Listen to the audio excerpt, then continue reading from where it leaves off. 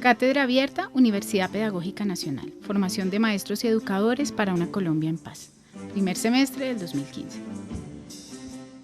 La cátedra pone en consideración la problemática del derecho a la paz y promueve la discusión sobre el mismo. En esa medida, su horizonte de sentido es situar una pedagogía de la paz desde sus múltiples configuraciones, articuladas con la historia reciente, la memoria histórica, los derechos humanos, la violencia y las matices ético-políticas que la estructuran. Entre ella canto, bailo, bailo, canto, canto, bailo y conspiro contra el miedo. Entre ella canto, bailo, bailo, canto, canto, bailo. Tercera sesión, Pedagogía en la Ley de Víctimas y en los Posacuerdos de Paz. Conferencistas, Helber Choachí y Yeritza Merchán. Entre ella canto, bailo, bailo, canto, canto, bailo y conspiro contra el miedo, porque esta generación provisoria y desgarrada, como el viento, se ha gestado en el duro aprendizaje de soñar. Entre los muertos, entre ella canto, bailo, bailo, canto. Cátedra Abierta, Universidad Pedagógica Nacional. Formación de maestros y educadores para una Colombia en paz. Primer semestre del 2015. Canto, canto, bailo y conspiro contra el miedo. Hoy nos convoca el tema en esta tercera sesión de la pedagogía en la ley de víctimas y en los posacuerdos de paz. Nos acompañan la profesora Yeritza Merchán, quien es profesora de la Universidad Pedagógica Nacional, de la Maestría en Educación y miembro del Grupo de Investigación en Educación y Cultura Política de la Universidad. Y también nos acompañará el día de hoy en esta jornada el profesor Helber Choachí, quien es profesor de la Universidad Pedagógica Nacional y actualmente es el secretario general de la universidad.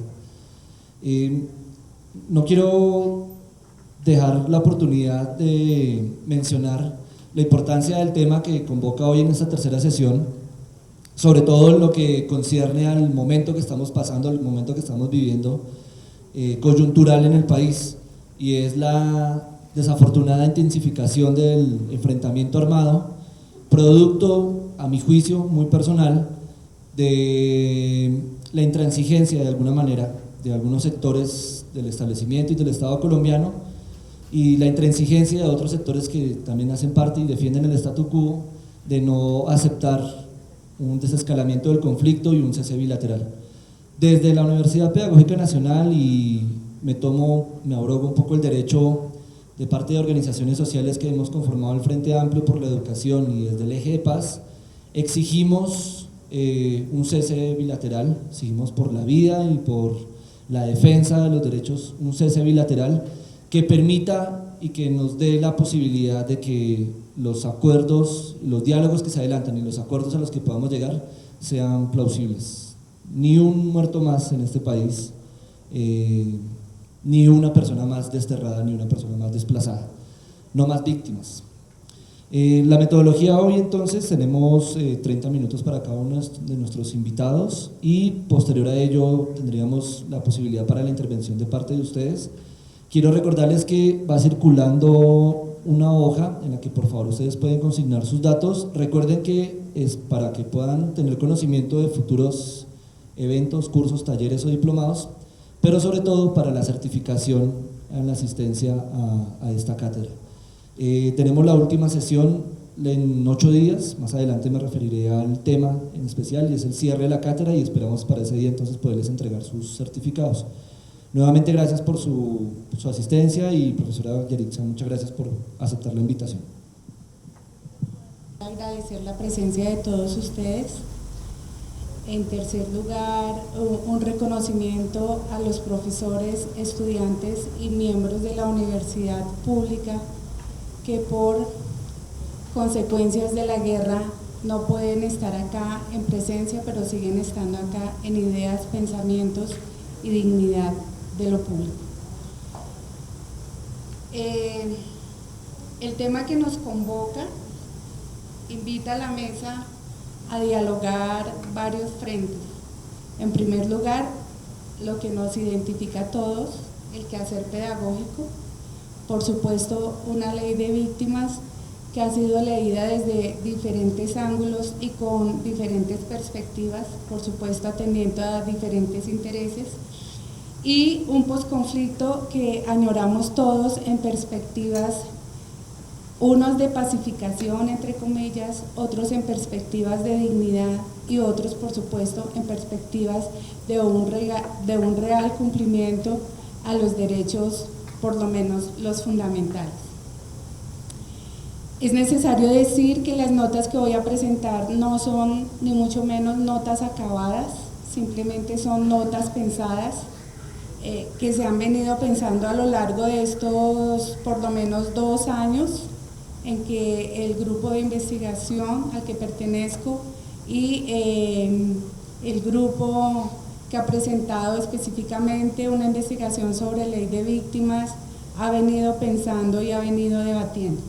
Por eso se llaman notas preliminares para un debate. Dice Oriol Alonso Cano en la introducción a su texto Producción de víctimas: la ideología implica en los procesos de victimización. Comillas. Los procesos de victimización se rigen por determinadas dinámicas discursivas. Por lo mismo, cualquier consideración acerca de la figura de la víctima deberá atender al hecho primordial de que es producto de una determinada elaboración discursiva, de tal suerte que no todas las víctimas van a recibir un trato análogo. Por ejemplo, las víctimas de todas aquellas causas que han caído en el olvido del imaginario colectivo van a devenir víctimas obsoletas y por ende carentes de interés. Cierro comillas. Esta ausencia de interés hacia las víctimas de causas olvidadas y amputadas del escenario colectivo nos conduce al hecho que es el discurso dominante o hegemónico, como lo queramos llamar, el que determina en la actualidad quién se convierte en víctima de pleno derecho y quién debe ser arrinconado al rincón del obsoleto, del olvidado. De esta manera, lo que acontece es que la utilidad de los procesos de victimización actuales se erigen en la legitimación de la lógica de este discurso hegemónico. Recordarán ustedes que antes del 2011 no había ni conflicto armado y por ende no había víctimas del conflicto armado interno. Luego del 2011 viene el boom de la victimización en el sentido de reconocimiento desde la legalidad y de la institucionalidad. Y por supuesto, ese reconocimiento tiene que ver, digamos, en las dinámicas políticas actuales, el que haya un horizonte, digamos, por lo menos de perspectiva de posacuerdo. Por ello se ponen en circulación diferentes mecanismos como la compulsión repetida e inducida, es decir, antes no se mencionaban las víctimas, pero ahora hay víctimas, y lo digo con todo el respeto, por favor, hay víctimas por todas partes, es decir, hay víctimas del conflicto armado interno, hay víctimas de la guerrilla, hay víctimas, se supone, de los agentes estatales, hay víctimas, se mencionan las víctimas, pero no se reconocen las víctimas, no se nominan las víctimas. Esta compulsión repetida hace que en el imaginario colectivo haya una solidaridad interesada o se pretenda dirimir una víctima inútil para de esta manera asegurarse la plena construcción de la víctima como figura esencial para favorecer la actual dinámica social. Es decir, nosotros apenas solamente falta ver las noticias de la última semana. Esta mañana las víctimas estaban frente a la personería esperando una ficha para ser atendidas. Ayer en el Congreso de la República se hablaba de las víctimas, en tanto que si no se resignificaban, decía Álvaro Uribe Vélez, que las negó por mucho tiempo, si no se resignificaban era posible que resurgiera el paramilitarismo. En este sentido y con estas anotaciones al margen, este escrito se hará en 2 momentos. Uno, sobre el abordaje y otro una provocación. Sobre el abordaje, debemos decir que existen diversas tipologías discursivas en torno al fenómeno de la víctima y la victimización. A lo largo de la historia se han desplegado diferentes concepciones acerca de la víctima y a las distintas causas que han favorecido su irrupción, su veto, su mención, su invisibilización en contextos que la asumen o la excluyen en sus discursos sociales, políticos, históricos y por supuesto pedagógicos. Debemos decir también que como concepto histórico, el abordaje de la víctima y la victimización la podemos asumir desde la elaboración del concepto como un concepto ideológico.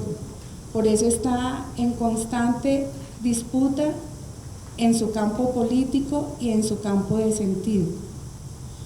Al respecto dice Cruz en 2012, las víctimas acostumbran a ser presentadas por parte de quienes las convierten en el eje de su discurso como víctimas sin más, testimonios vivos de dolor, de la injusticia o de la arbitrariedad, al margen de cualquier consideración ideológica. Cuando conviene advertirlo enseguida, son en realidad víctimas que pertenecen a alguna causa. En ese sentido, nosotros debemos recordar que cuando en La Habana se empieza a hablar de las voces de las víctimas, en principio no se contemplaban las víctimas del Estado, sino las víctimas de una de las partes que está negociando. Fue en el transcurrir de los días y en las dinámicas de pronunciamientos de algunas organizaciones y de las propias víctimas que las víctimas del Estado empiezan por lo menos a mencionarse. Son despolitizadas, homogeneizadas y se traumatizan constantemente como una manera de despojarlas de su acción, su reacción y sus derechos. Son víctimas, sí, pero siguen siendo ciudadanas que son aforadas con derechos individuales, políticos, sociales y culturales, y en cambio se les convierte en sujetos sin subjetividades, es decir, son nominaciones casi que abstractas, y cuando son reconocidas casi unánimemente es a través de la consideración, es decir, desde la lástima y la compasión.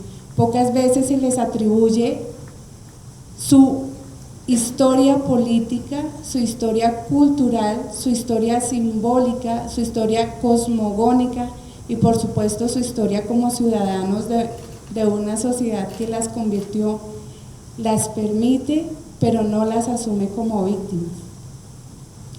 La víctima es el resultado de un determinado procedimiento discursivo que la categoriza y estigmatiza de forma interesada, entre otros, para el proyecto oficial, para la ONG, para la representación en una mesa de negociación que necesita legitimarse nacional e internacionalmente, para ganar unos voticos, para la bandera política, para que el proyecto sea aprobado.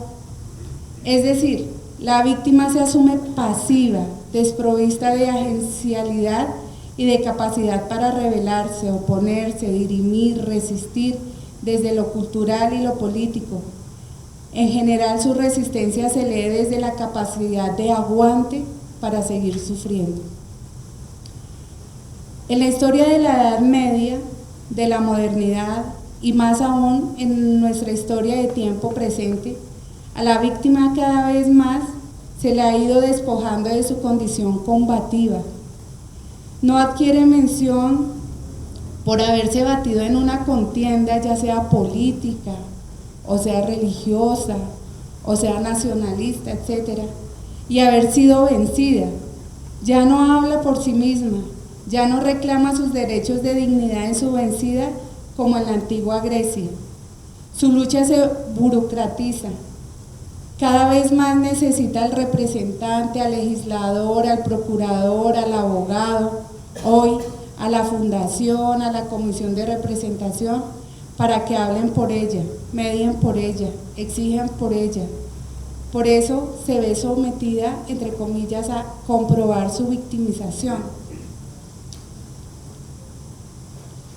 También por eso no es extraño, por ejemplo, lo que pasa hoy con una de las víctimas, digamos, más visibles, la víctima colectiva más visible en la historia reciente de nuestro país, como es el caso de la Unión Patriótica. Y no es extraño que hoy en la Fiscalía General de la Nación haya todo un equipo de contexto, no para investigar a los victimarios que hicieron víctimas a los miembros de la Unión Patriótica o que los siguen haciendo víctimas, sino para que los upeístas demuestren que en realidad son upeístas. Entonces casi que toda la fuerza de la investigación judicial está para que la víctima realmente pueda demostrar que sí fue desplazada, que sus copartidarios fueron asesinados, que sus amigos fueron desaparecidos forzadamente, que sus líderes han tenido que ir al exilio. A eso se dedica el grupo de contexto de la Fiscalía General de la Nación en el caso de la Unión Patriótica. No se trata de investigar a los victimarios, sino de comprobar la condición de víctima. Por ello debe tener representación civil, llenar formularios únicos, demostrar desde cuándo se consolida como víctima, probar los delitos y los vejámenes y los crímenes de lesa humanidad a los que ha sido sometido. La expectativa no es el logro de justicia, sino la comprobación del sometimiento. La violencia sistemática y los procesos de victimización se hallan estrechamente vinculados con la definición que se haga de ellas. No quien haya ganado la disputa, sino quien mayor fuerza o violencia haya propiciado. Por tanto, la víctima soporta violencias subjetivas, simbólicas y sistémicas. Estas tres violencias que soporta la víctima buscan la amputación de la agencialidad sociopolítica de los sujetos que han sufrido y siguen sufriendo de violencias directas cargadas de irracionalidad humana, lo que implica humillación, dolor físico y emocional. Igual se pretende el despojo de su sentido vital, político, organizativo, cultural.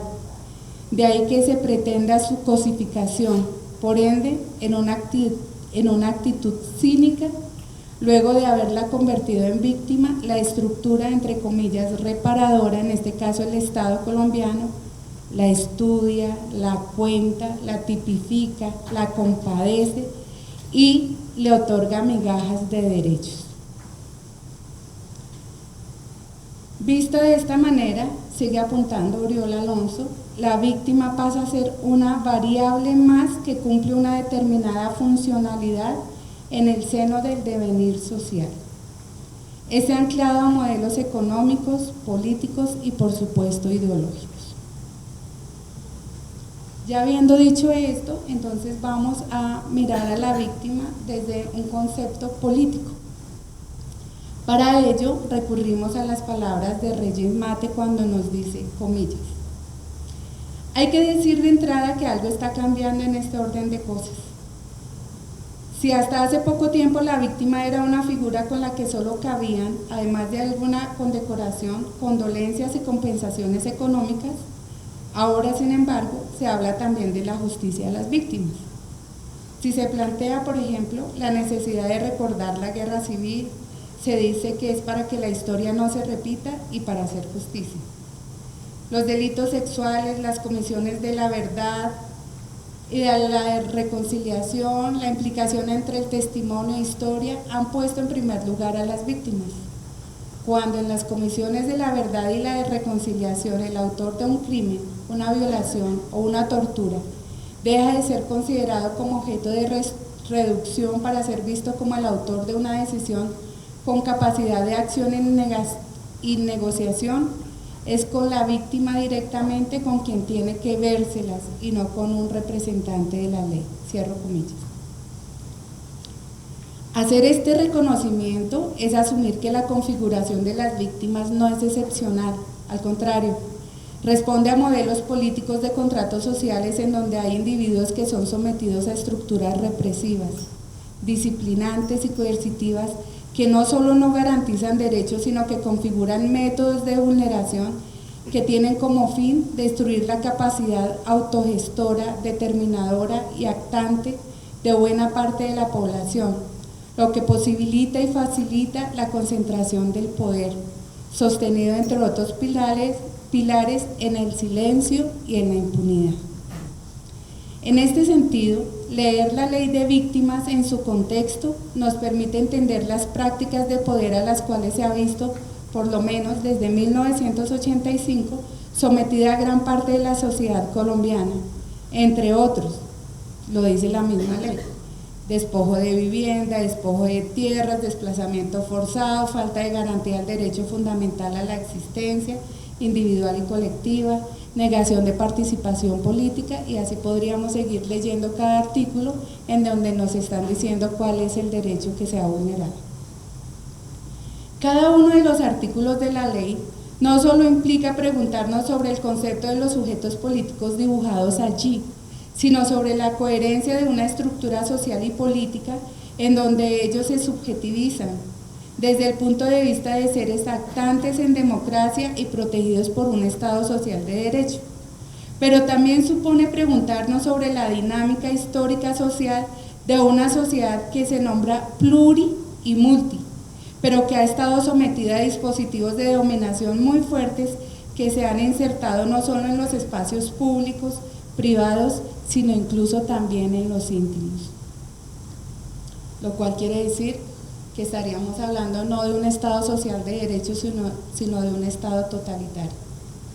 De este modo, la víctima tenderá a organizarse alrededor de su condición, desplazando su dolor y memorias del ámbito de lo privado al ámbito de lo público a partir de la acción política, pues como lo plantea Ulfe, 2013, comillas, la condición de víctima genera un sentido de identidad y de pertenencia a un colectivo que puede ser incluso mayor que el de la propia comunidad. El sujeto, para poder acceder a sus derechos ciudadanos enmarcados en el programa de reparaciones, logrará hacerlo formando parte de una asociación de víctimas. No puede realizarlo como un individuo que se acerca por su propia voluntad a una entidad del Estado, sino que tiene que hacerlo como parte de un grupo, no de un grupo político, no de un grupo social, no de un grupo étnico, de un grupo estudiantil, etcétera, etcétera, sino que tiene que ser víctima para que se le reconozca su agremiación.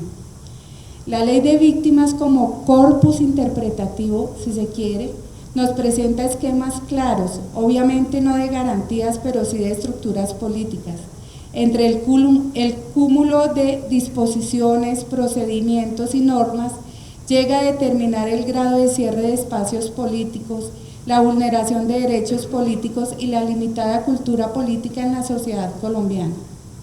Estos 208 artículos nos implican la obligación ética y el posicionamiento político de un estudio completo de lo que en ella se dice y se deja de decir, se reconoce y, en palabras de Jaime Arocha, se ningunea, de lo que dice y lo que calla, de lo que recuerda y lo que olvida, siendo, como lo señalábamos antes, un lugar desde donde se transmite el discurso oficial sobre las víctimas. Es de esperar que también pretenda imponer unas asignaciones morales sobre dicha condición. Por ello es oportuno tomarla con beneficio de inventario, porque no es lo mismo sancionar jurídicamente unos hechos descontextualizados que recaen sobre sujetos abstractos que sancionar crímenes cometidos contra identidades sociales, culturales, políticas e individuales establecidas, lo cual implica que las víctimas sean políticamente reconocidas como sujetos de derechos, colectividades organizadas y culturas identitarias.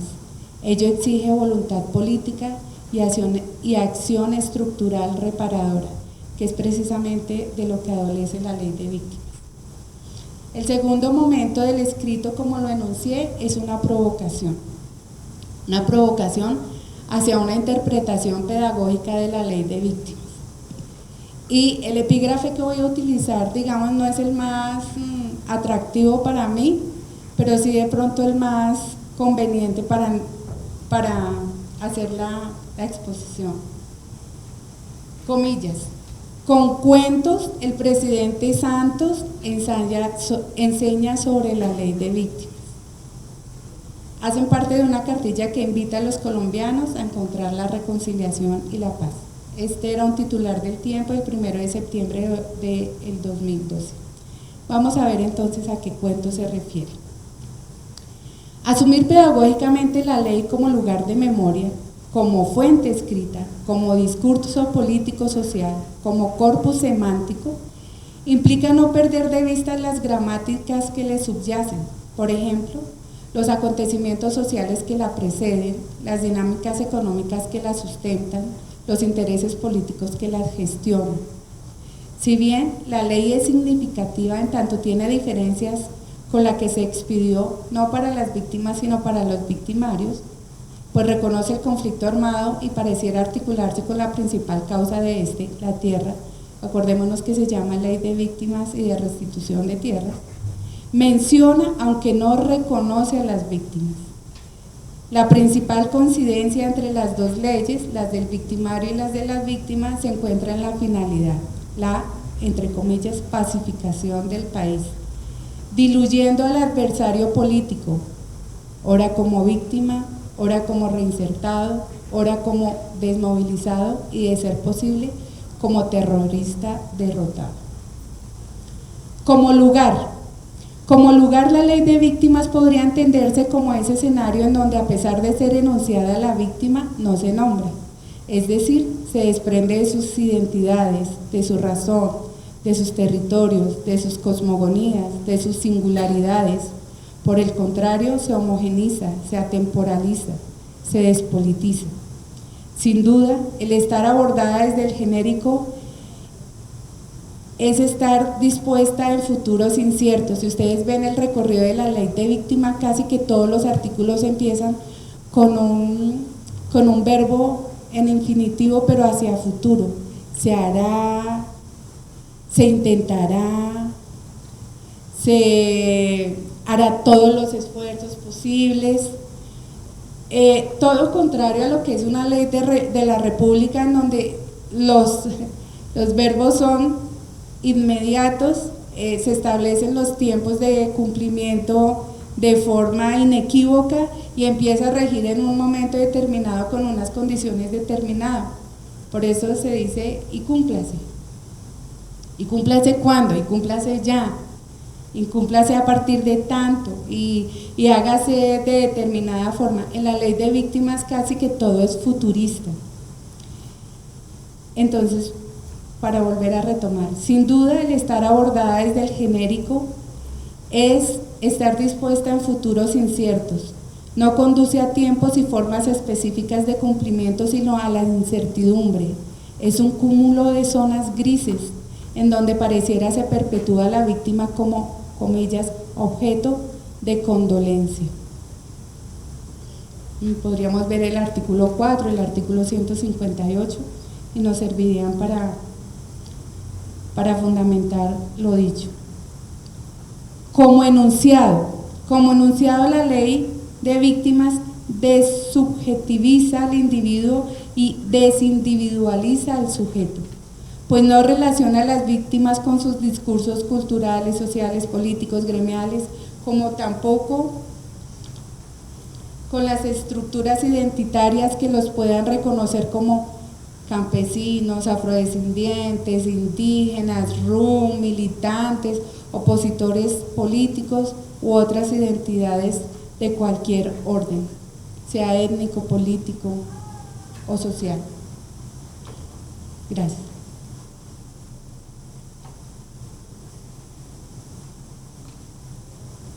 Como discurso político-social, la ley de víctimas perpetúa la posición de sometimiento y exclusión.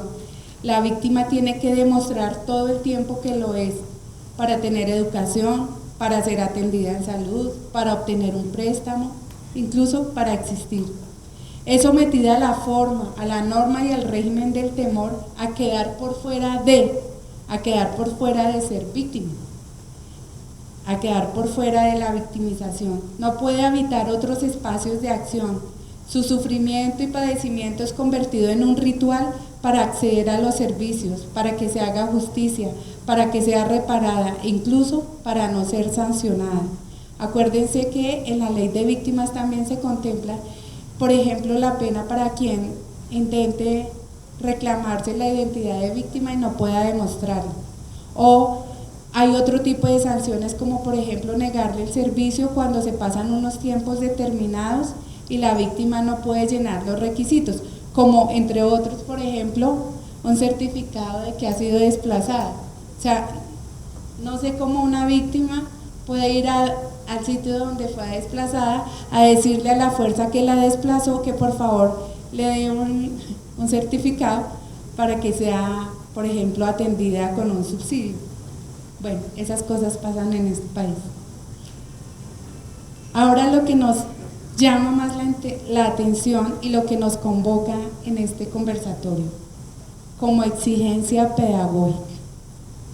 La ley, en lo referente a garantías de no repetición, es explícita en anunciar que el Estado adoptará, entre otras medidas, leemos el numeral E y el numeral Q del artículo 149, el numeral E.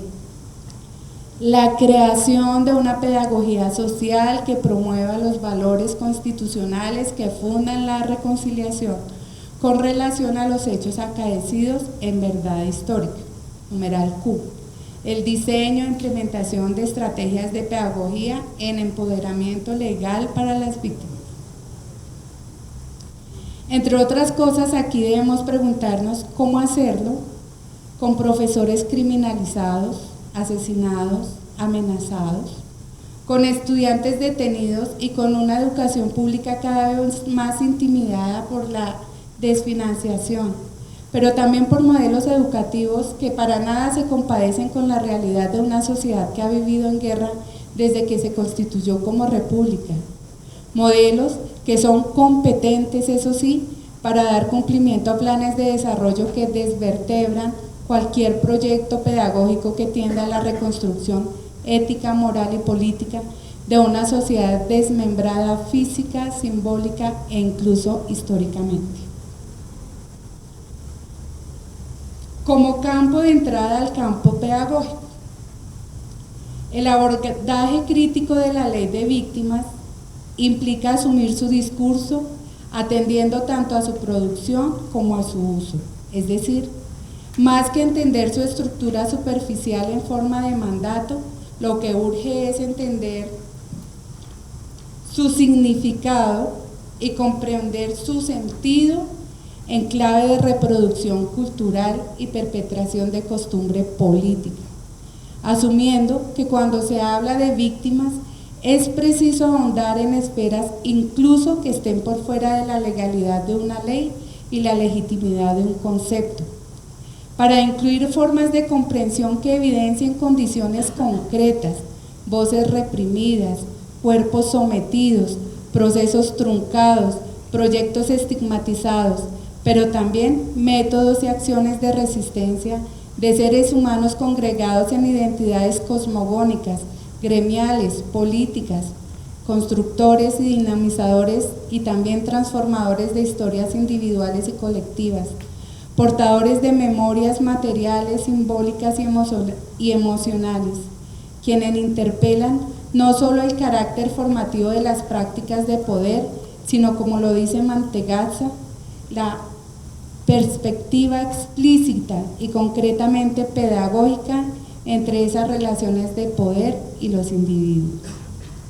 La ley de víctimas, asumida como potencial pedagógico, pone de manifiesto la necesidad de vernos, enseñarnos, transmitirnos y prolongarnos no desde una asignación de víctimas, sino de sujetos histórico-políticos victimizados, que no obstante su asignación y su dolor han conseguido seguir situados y haciendo valer su dignidad como hombres y mujeres, culturas e identidades que siguen habitando espacios, aunque sean mínimos, aunque sea arrinconados, al memorizar, personalizar y mantener lugares propios de su ser y hacer, alimentar gramáticas propias, al dar sentido a sus existencias.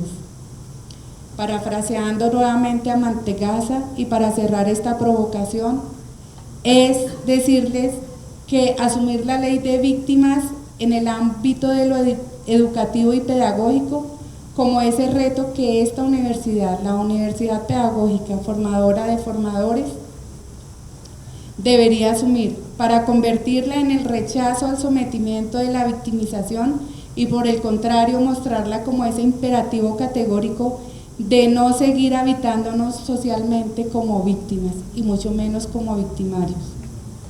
Los literales B y Q de la ley nos retan a asumir pedagógicamente esa potencia transformadora de esos sujetos que tienen un amplio sentido de nuestras propias historias. Más que enseñar sobre ellos, debemos preguntarnos por sus huellas, por sus heridas, por sus experiencias traumáticas, pero sobre todo por sus experiencias como sujetos sociales, culturales, históricas, para aprender de ellos y así poder no solo enunciarlos, sino reconocerlos y, como lo postula la pedagogía de la memoria, asumir desde la alteridad el respeto de su humanidad. Muchas gracias. Cátedra Abierta, Universidad Pedagógica Nacional. Formación de maestros y educadores para una Colombia en paz. Primer semestre del 2015. La cátedra pone en consideración la problemática del derecho a la paz y promueve la discusión sobre el mismo. En esa medida, su horizonte de sentido es situar una pedagogía de la paz desde sus múltiples configuraciones, articuladas con la historia reciente, la memoria histórica, los derechos humanos, la violencia y las matices ético-políticas que la estructuran. Entre ella canto, bailo, bailo, canto, canto, bailo y conspiro contra el miedo. Entre ella canto, bailo, bailo, canto, canto, bailo.